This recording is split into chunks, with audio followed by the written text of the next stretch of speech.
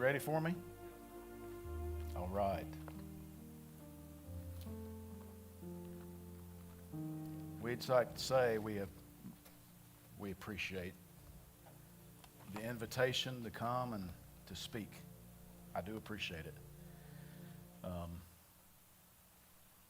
Jim told us a couple weeks ago that he was going to have service every night of Holy Week.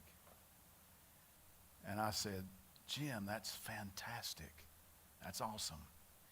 And I was pretty exuberant about it until he said, you want a night? You want to speak a night? It's amazing to me how worked up we can get when somebody else is doing all the heavy lifting. But then it becomes something they want us to do. It makes you. I went from exuberant to nervous. So we do appreciate the invitation to be here. It's a privilege, this celebration of this Holy Week. I don't know if anybody else has done this before. I think it's fantastic. And a few years ago, I listened to these tapes of a couple of ministers that they took the Revelation and they broke it down into chapters, and each one of them took a chapter. They would take a chapter and do what they could with it, and the next one would take a chapter. And this has kind of reminded me of that a little bit. So Jim said, he asked me, he said, what do you want? And I'm like, it's hard for me to distinguish what day is what when you read the scripture. You know, what happened this day? What happened that day? I said, okay, Monday sounds pretty good. He said, you know that's when Jesus come into the temple and overturned the money changers. And I was like, wow, that sounds like a pretty good one to do. I'm not used to this, so you all forgive me. Well, that sounds about right. So, is that better?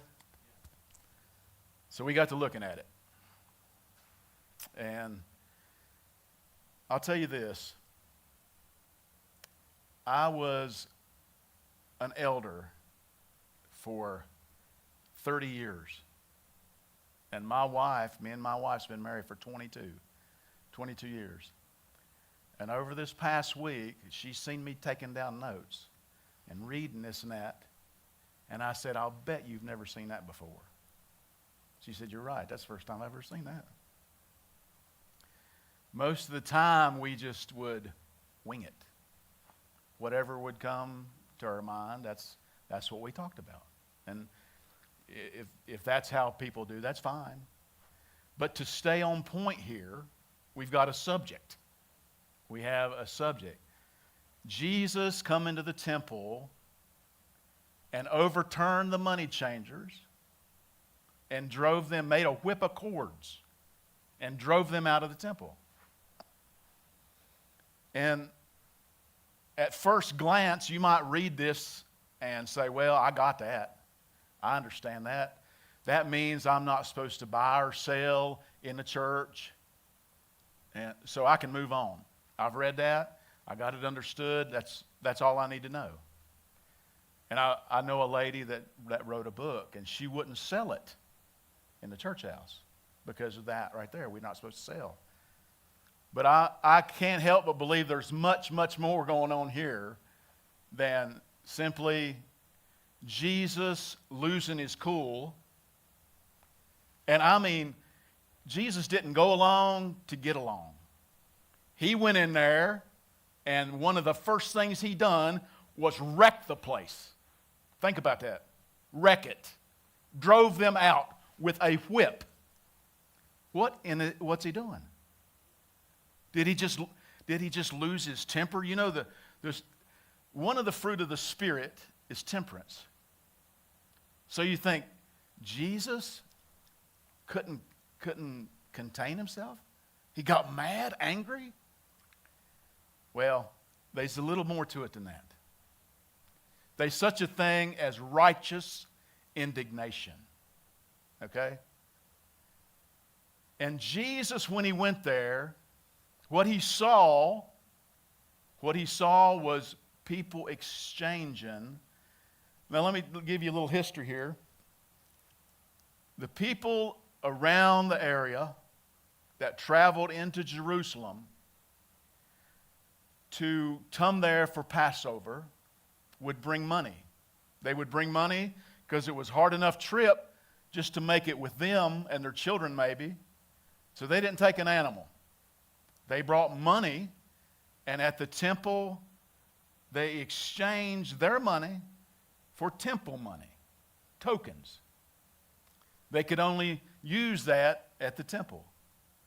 Sound like, back in the day, coal miners got paid with a certain piece of money, and they could only spend it at the company store. So that's a little bit what's going on here. But Jim told you last night that who's who of Jerusalem was there. Who's who? So Caiaphas is there. All the chief priests, the Sanhedrin, they're all lined out. And I'm telling you what, they got a racket going on. They inflated what they exchanged for. Like, all right, you give me $1, I'll give you a dime for it. Sort of like that. So they inflated that. Not only did they inflate that, when they went over here to buy the lamb or the sheep or whatever they were going to sacrifice, they inflated that. We know something other about inflation, yeah?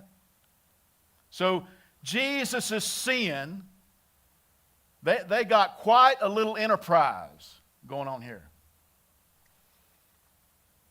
Now this thing is spoke about in every gospel.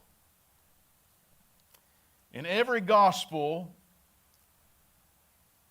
the brothers had their interpretation of what was going on, what they saw. And you understand why that Matthew, Mark, Luke, John, why they described something differently is basically because if I saw something and you saw the same thing, we might describe it different. So in Matthew chapter 21 and verse 13, and in Mark 11 and 17, and in Luke 19 and 46, all of them put this depiction at the end of the gospel when Jesus come in to Jerusalem. But now John puts it at the beginning, chapter 2. And I thought, well, is John beginning his gospel in that week? Does it start with that? But it doesn't. If you read, it doesn't. Jesus goes on to Galilee, goes on to Samaria. But John writes this right off the bat. And I want me and Jim was talking about this. And he said, you reckon it was done twice? That Jesus overturned the money changers twice. It says, take these things hence. Make not my Father's house an house of merchandise. And his disciples remembered that it was written, the zeal of thine house has eaten me up. Well, there it is, in the beginning of John. So, either John is having a flashback and he puts it out of sequence in this gospel.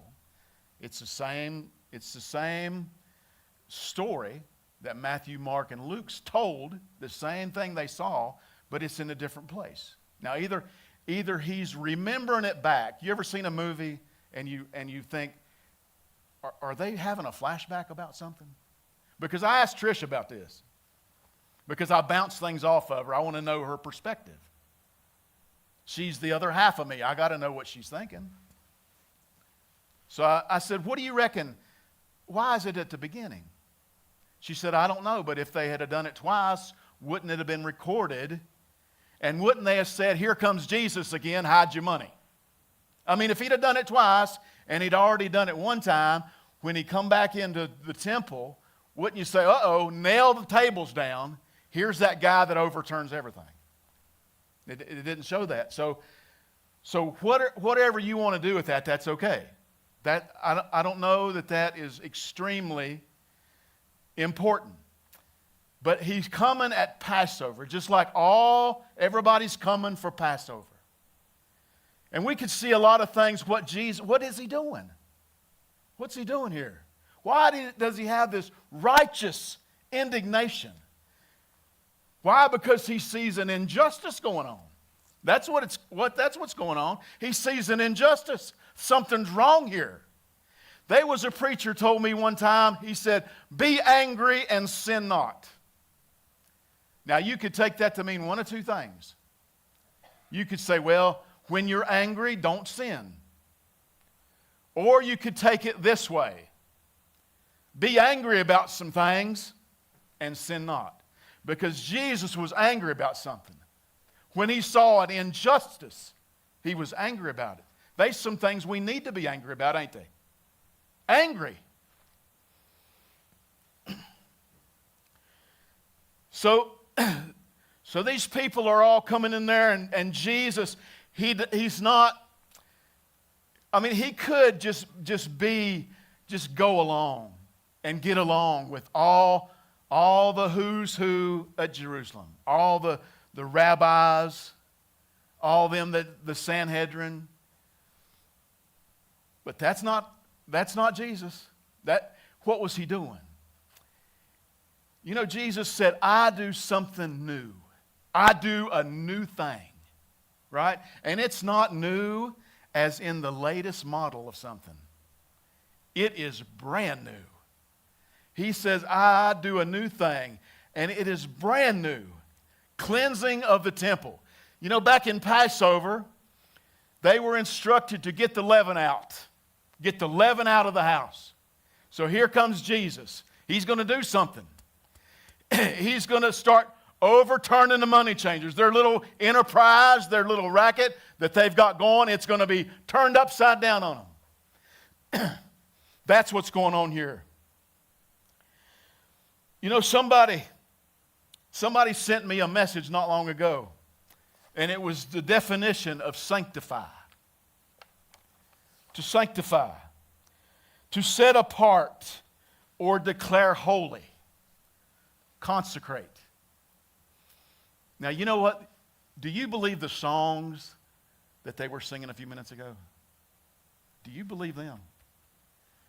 Because let me tell you, that first song really got me. There's a lot of people, and you hear it all the time, of telling me everything I'm not. And they'll tell you everything you're not. But Jesus has declared something over you. He said it. And it doesn't matter how many people call you a worm or how many people call you a nothing. You are beloved of a king. And this king saw and had righteous indignation because my Father's house shall be called the house of prayer. And you have made it a den of thieves. That's what he told them. Now this goes back, and I'm going to read a couple of verses here. I don't know how long we will take. This verse here, it's Psalm 69. And it's the 9th verse. And this psalm, it should be read. It should be looked at, because if they wasn't directly quoting this psalm in the New Testament, it was alluded to a lot. So I'm going to read it here, and it says, for the zeal of thine house hath eaten me up, and the reproach of them that reproacheth me has fallen upon me. Has fallen upon me. You see, Jesus has come to do a new thing, and he declares something over me and you. You know, I've heard people say in my life, you are a holy nation, right? A royal priesthood.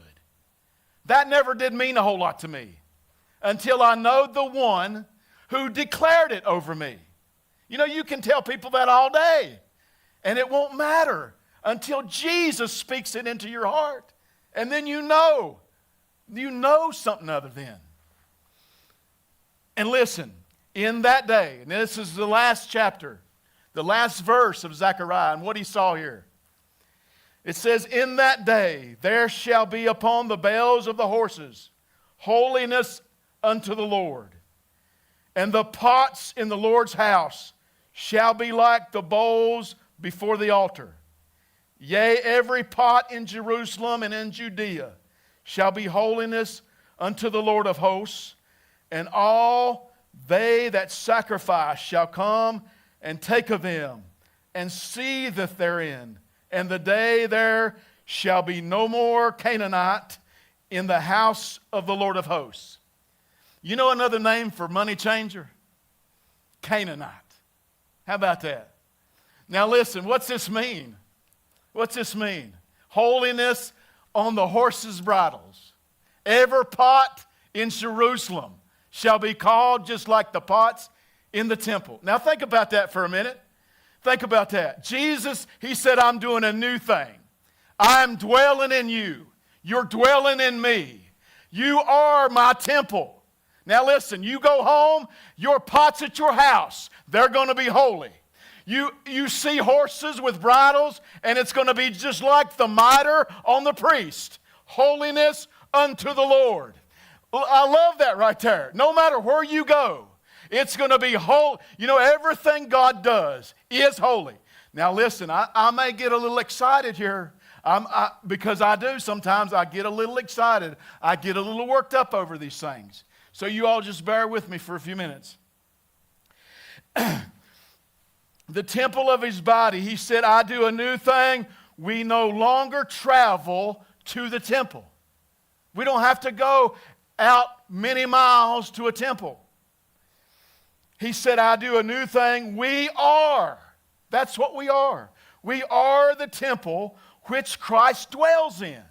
Now he was talking as he went so many times. He said, tear this temple down, and in 3 days I'll rear it up again. And they did not understand. They saw the temple and the beauty of it and the gold overlaid so many things, but he was talking about the temple of his body. Tear this temple down, and in 3 days I will rear it up again. And they went on the cross, wagging their heads. There's the one that said he would tear down the temple and in 3 days rear it up again. You know, he was talking not long ago about Jesus and how he struggled. Will love win out? Yeah, I believe he even had that question. Will it do it? But I believe that it did. This whole week leads up to that fact that it is done and it is accomplished. Now then, 1 Corinthians 3:16. We're not going to take a whole lot of time here, but I just want you to know that Jesus Christ has done a work in you. He's done a work in you. Know ye not, this is the 1 Corinthians 3:16, know ye not that ye are the temple of God, and that the Spirit of God dwelleth in you. Now, until you can get a hold of that, until you can rest assured that this ain't sometimes this happens, and that it don't just come and go, until you can get a hold that God in heaven has told me and instructed me and showed me that He made me a temple, and the indwelling Spirit is right in me. Now, you know, everywhere that goes out from this temple, what went out from the temple was holiness, was sanctification, wasn't it? Now, where's God dwelling? Brothers and sisters, I'm telling you that there is a great responsibility that you've got. You are the temple of the living God. Now what's going to emanate out of you? what's going to emanate is holiness and peace. It's the same thing that emanated from them, sister. You can go home and say, every pot in my house is holy. Why? Because He is dwelling in me and I am here. Bless God today. Brothers and sisters, know ye not that He dwells in you from Christ? From Christ He permeates holiness unto the Lord. So holiness, brothers and sisters, through and from the temple of God, which you are. And so many can't get a hold of that. So many can't. They think, well, maybe He's coming to fix it. I'm waiting for Him to come and fix it. All these things. Maybe we finally got this mic fixed. I don't know. The Jews are waiting for Messiah. Christians are waiting for a second coming of the Lord. Everybody stands waiting. Let me tell you something. He has been here. He has done the job. He has finished His work. He has finished His work. And you are to go into the world and to show who beloves you. You know, that's our story. What have you got to tell? It's so simple. I'm telling you that I was dead in trespass and in sin. And God, who is rich in mercy, He loved me, brothers and sisters, translated me into the kingdom of His darling Son. Everybody's waiting for the kingdom, waiting for Messiah, waiting for Christ. I'm telling you, in that day is here. That day ain't something we're waiting on. If you want to talk about the taking up of the church, I believe she's taken up all the time. I hope you know what I mean. May God in heaven bless you and keep you in this world.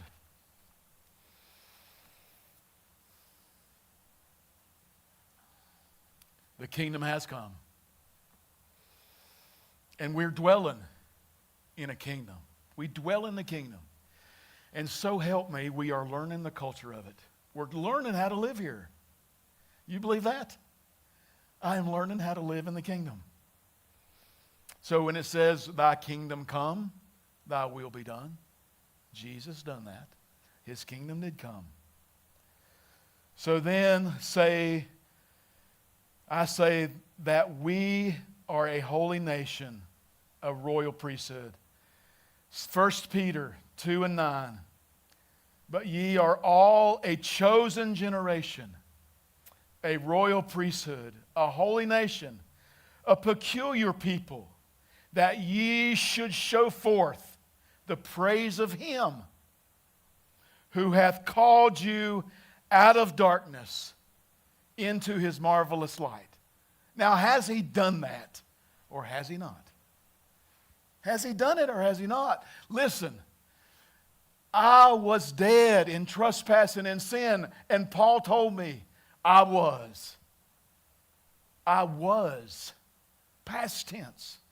But now, and people will want to say, well, you think you can keep yourself. You think you can do all these things on your own. I'm going to tell you something. Without Him, I can do one thing. Nothing. Nothing. So it's the indwelling Christ. That's why Paul said, it's no longer I that do it, but Christ who dwells in me. He's all we've got to boast in. That's why that means so much to me now. That you are a chosen people, a royal priesthood, and an holy nation. It's not because God put something in you from before you were born. I'm going to tell you that right now. But He put something in you after you were reborn. Do you believe that? Do you believe that I was born into this? That I was baptized into His death? That I was buried with Him? That I even rose with Him? Do you believe that? Do you believe that I raised to walk in newness of life? Do you believe that we sit together with Him in heavenly places in Christ Jesus? Do you believe that? Now that's where we're at. And I'm thankful I'm among a few people that know something other about it. And we'll leave it right there. I'll maybe just read this one verse that I love and go back to so many times. It's John 14:20. You may have heard him from this pulpit. I'm sure you have. I'm sure you've heard this quoted from this pulpit many, many times. Believest thou not that I am in the Father and the Father in me? I in you and you in me. In that day ye shall know that I am in my Father, and you in me, and I am in you. It's hard to separate. It's hard to separate us from God. You can try to do it. You can say, like so many I've heard, He's up there, I'm down here in the mud. I'll find out not to be true. I find out if I'm in the mud, Jesus said, I will never leave you. I will never forsake you. I am right there in the mud with you. Do you believe that? Do you believe that you can't go nowhere where He ain't already been and has found you? He found me. This is my God today. This is the one that loves me. This is the one that will stop at nothing to get me. This is the one that I can't do bad enough to where His grace is not sufficient. I've been in the midst of the pit, brothers and sisters, and I found that He is there. I can't outdo Him. I can't do anything without Him. Lord have mercy, I can't do anything for Him. He said, I am going to get you. I will pursue you all the days of your life. Yea, though you walk through the valley of the shadow of death, you will fear no evil, for you are with me.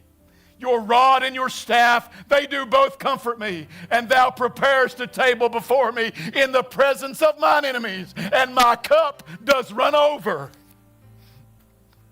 Lord have mercy. I love Him today because He's first loved me. That's my story. That's my story.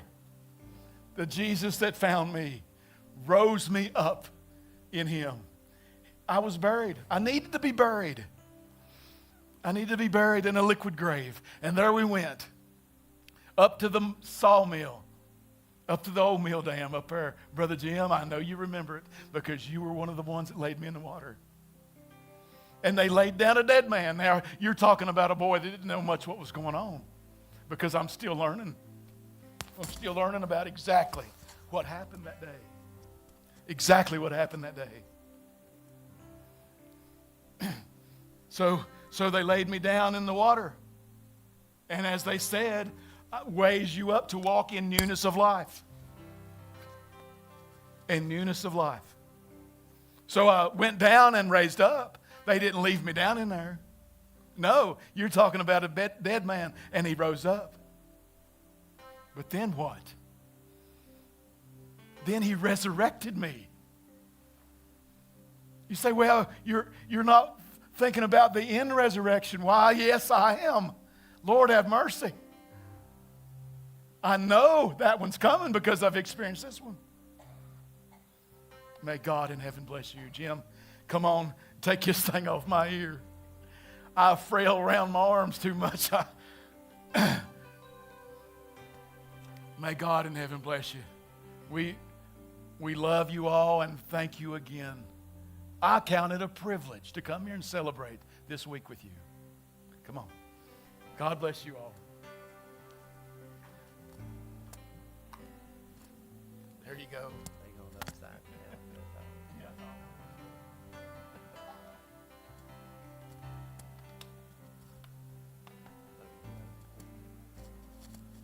I won't keep you here but just a second.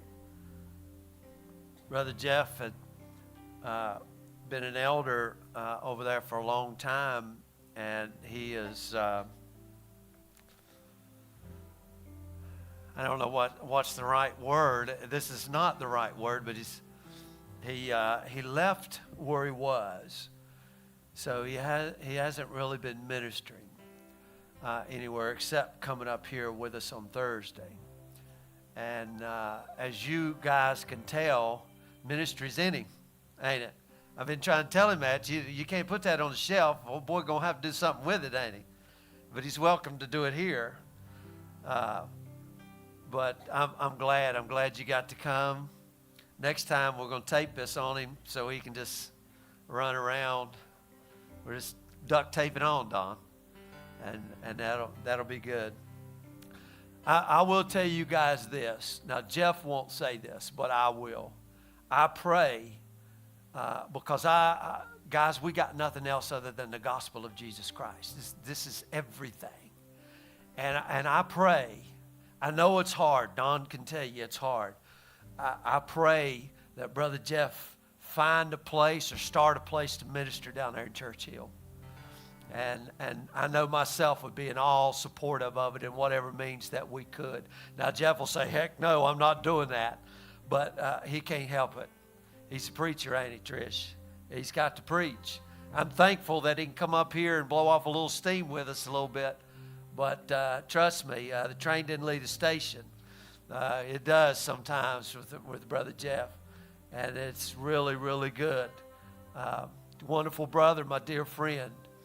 I will say this as we close out this service. I'm going to read this verse here. I know I'm not playing a game on my phone. I heard a great voice out of heaven saying, I heard a great voice today out of heaven saying, it was standing right here in the pulpit. I heard a great voice out of heaven saying, behold, now listen to this verse. The tabernacle of God is with men, and he will dwell with them, and they shall be his people, and God himself shall be with them and be their God. I want you to hear what that said. It did not say that I'm going to bring the people where I'm at. He says, I'm coming to dwell where you are. And let me tell you something. He's done it in the person of Jesus Christ. Now listen, I know it may sound like maybe we don't believe in a scene of a physical Jesus again. What we're saying is the King is here. The Holy Spirit is here. But we still long for the day when these eyes will lay hold on our Savior. And we will. But he ain't up in the sky somewhere. He's here. He's here. That's why we preach. That's why we do our communion. He's here beyond our sight of these natural eyes. Our hearts long. Tracy tells me sometimes, you don't, and it makes it sound like, well, I'm here to tell you right now, we believe in seeing the physical resurrected body of Jesus Christ. I believe he's present here now. Right now we get to enjoy the Spirit and all of that and know his presence. But there's more. There's a whole lot more. And thank God he's let us participate and be a part of this great story, his great story of Jesus Christ. Anyway, Tracy, you can be done with it.